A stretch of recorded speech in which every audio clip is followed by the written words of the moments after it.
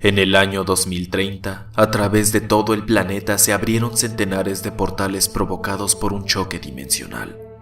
Desde estas puertas a otro mundo emergieron miles de bestias espantosas distintas que acabaron con gran parte de la humanidad en pocos años.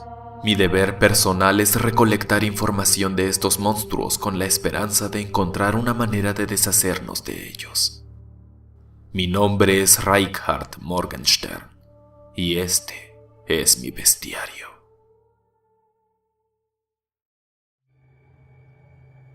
Las pesadillas. Cuando estuve en Sudamérica, más concretamente en Manaos, Brasil, conocí a las tribus. Era un nuevo concepto de comunidad que se adoptó en esta parte del mundo y que consistía en pequeños grupos de unas 20 personas que vivían en una zona determinada, y a una distancia de más o menos 1 kilómetro se hallaba otra tribu de la misma cantidad de miembros y, de nuevo, tras otro kilómetro, se hallaba otra tribu más. Este patrón continuaba por una extensión de territorio bastante grande. La razón de este tipo de comunidad era bastante ingeniosa. Si una de estas tribus era atacada y destruida por monstruos, las tribus cercanas tendrían tiempo suficiente para prepararse a un posible ataque. De este modo se evitaban masacres a grandes grupos de habitantes. Mientras recorría y conocía dichas tribus, me hablaban siempre de una criatura que habitaba en el corazón de la selva amazónica y a la que llamaban la pesadilla. Su nombre era bastante acertado y le fue otorgado gracias a sus habilidades tan peculiarmente perturbadoras.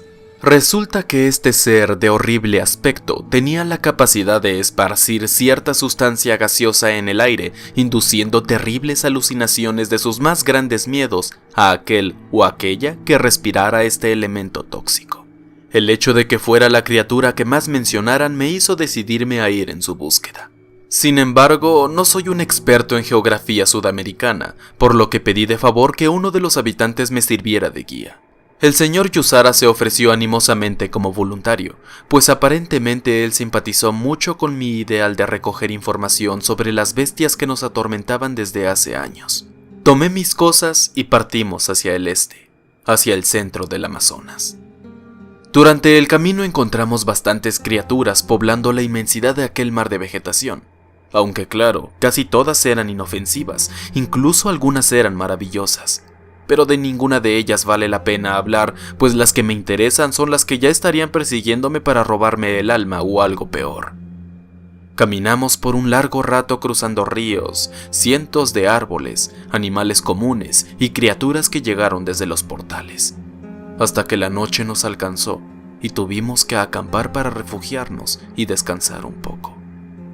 Recuerdo que, antes de dormir, platiqué un poco con el señor Yusara, quien me contó, sin muchos detalles, que su esposa Samara e hija de nombre Kesia fallecieron de una manera horrible 2 años después de la llegada de los monstruos en esta misma selva. No quise preguntar más. Era un tema delicado. Al día siguiente nos levantamos tan pronto como el sol comenzó a dejar caer sus rayos de luz sobre nosotros.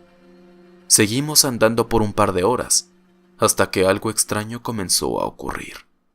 El cielo, que había estado completamente iluminado minutos antes, ahora se encontraba de un color gris bastante depresivo. La cabeza me comenzó a punzar, pero no le presté mayor atención. Momentos después, el señor Yusara se quedó completamente quieto, y me volteó a ver con un rostro atónito, que en cuestión de segundos se volvió un rostro de miedo y preocupación. Entre balbuceos pronunció el nombre de su esposa e hija. Poco a poco fue alzando la voz hasta que finalmente terminó gritando desesperadamente sus nombres. Y supe que esto era peor de lo que creía, cuando de su cinturón sacó un revólver y me apuntó directo a la cabeza. «Suéltalas, engendro, no dejaré que te las lleves de nuevo», me dijo temblando.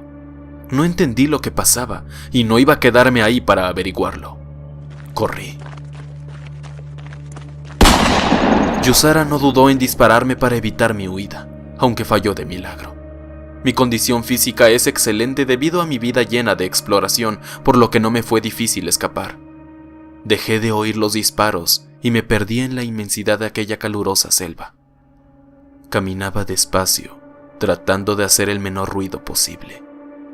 De pronto, Desde el suelo, como si provinieran desde los mismísimos infiernos, emergieron todas las bestias que había estudiado hasta ahora. Todas y cada una se arrastraban hacia mí. Emitían sus chillidos inhumanos. El aroma del ambiente se volvía grotesco y me provocaba arcadas. Era una locura.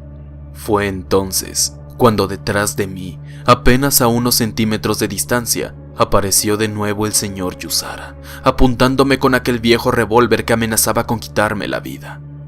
Con un rápido movimiento traté de quitarle el arma, aunque por desgracia logró jalar el gatillo, y la bala resultante me perforó la mano izquierda. Curiosamente, al principio no sentía nada, pero poco a poco comencé a experimentar una dolorosa punzada que se iba haciendo cada vez más ardiente. Empujé a Yusara y di un par de pasos tambaleantes hacia atrás. Los monstruos que previamente se habían alzado desde la tierra como gusanos ahora estaban muy cerca de mí, y de frente tenía a mi guía apuntándome de nuevo con su revólver.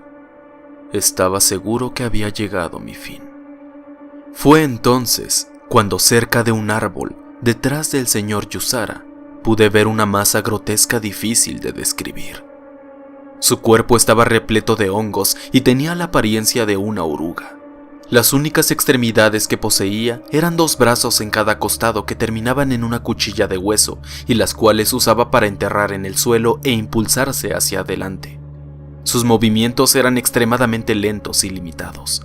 Su cabeza era en definitiva lo más extraño de su cuerpo, pues su pequeña boca estaba repleta de dientes diminutos y puntiagudos y se encontraba desprovisto de ojos. En su lugar, había una masa bulbosa enorme que sobresalía de la parte de arriba del todo. Esa era su característica principal.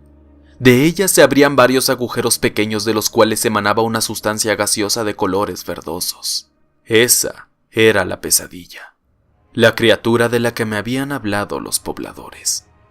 Ahora todo tenía sentido.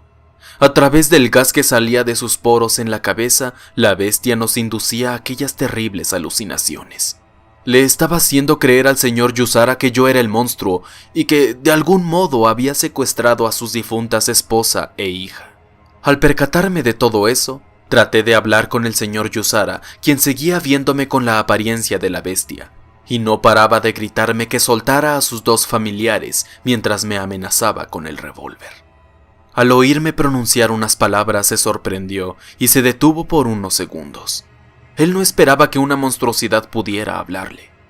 Con el poco portugués que yo había aprendido hace mucho tiempo, le dije que se detuviera, que yo era Reinhardt, que todo era obra del monstruo que se encontraba detrás de él. Escéptico volteó y lo vio.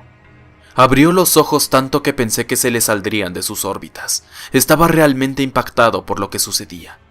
Le rogué que le disparara a la bestia real. Él seguía confundido.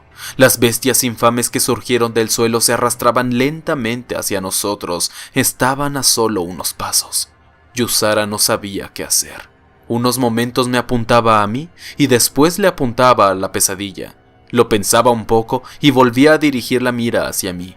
Así siguió por varios segundos que parecieron una eternidad, hasta que por fin se decidió. El proyectil entró de lleno en mi pierna izquierda. Al igual que la mano, al principio no sentía nada, pero segundos después comencé a sentir un ardor insoportable en el lugar del impacto. Después se escuchó otro disparo que hizo eco a través de la selva. Ahora le había disparado a la bestia real directo en la cabeza. Esta, al recibir la bala, se movió de su sitio con mucha dificultad. Trataba de alejarse de nosotros, pero instantes después cayó desplomado al suelo. La masa bulbosa en el cráneo dejó de despedir su gas tóxico, y ahora en su lugar emanaba sangre de un tono café. Todas las ilusiones comenzaron a desaparecer, y la realidad volvía a nuestras mentes. El escenario que presenciaron entonces mis ojos fue una locura. Los monstruos detrás de nosotros se desvanecieron en el aire, al igual que el revólver que cargaba mi guía. El señor Yusara se encontraba al lado del cuerpo de la bestia. La estaba golpeando en su extraña cabeza con una gran roca. Yo traía en la mano derecha el afilado cuchillo que siempre cargo en mi mochila. Estaba cubierto de sangre. Mi mano izquierda estaba dañada, pero no por una bala, sino por los cortes profundos del cuchillo. Mi pierna izquierda se encontraba en el mismo estado, cubierta de sangre y de cortes. Analicé la situación con cuidado y lo comprendí. La pesadilla tiene una manera muy ingeniosa de matar. Primero se esconde e inicia la producción de su gas a través de los poros de la cabeza, inundando el aire de esa sustancia. Es entonces cuando las personas y criaturas a su alrededor que respiran este gas comienzan a alucinar lo que sea que la bestia desee. Normalmente son nuestros peores miedos. Por ejemplo, el señor Yusara vio a su esposa e hija siendo secuestradas por la bestia. La razón de que haya visto eso es, y esto me lo comentó minutos después de todo lo sucedido, que ellas dos fueron encontradas muertas en esta misma selva con el cráneo destrozado. Al parecer se golpearon ellas mismas con una roca hasta morir, y cuando las encontraron, había en el aire rastros de un gas verdoso apenas perceptible y que tenía un mal olor. Era obvio que la pesadilla las había matado de ese modo por medio de sus alucinaciones.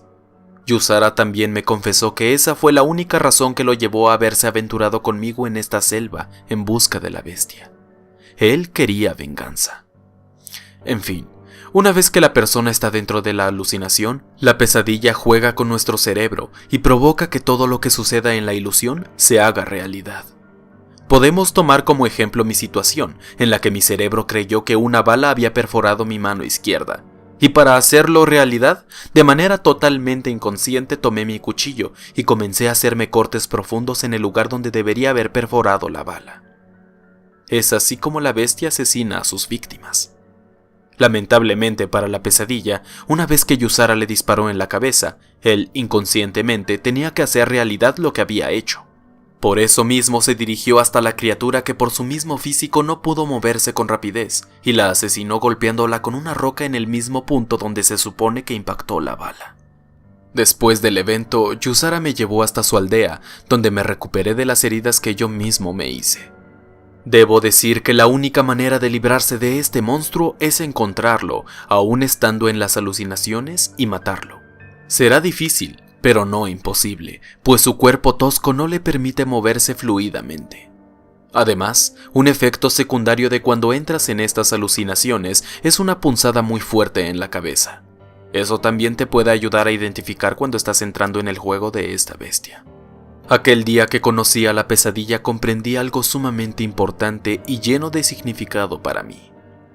Cuando me indujo mi peor miedo, vi a los más aterradores monstruos que he visto hasta ahora, y sí, les temo, me aterran, no soy ningún héroe todopoderoso. Pero en el fondo, lo que realmente me estaba preocupando era que el señor Yusara me asesinara, y obviamente ya no podría seguir con mis investigaciones para deshacernos de los monstruos de este mundo. En pocas palabras, me aterra pensar que por mi inacción mucha gente moriría. Soy Reinhard Morgenstern, y esta pesadilla continúa.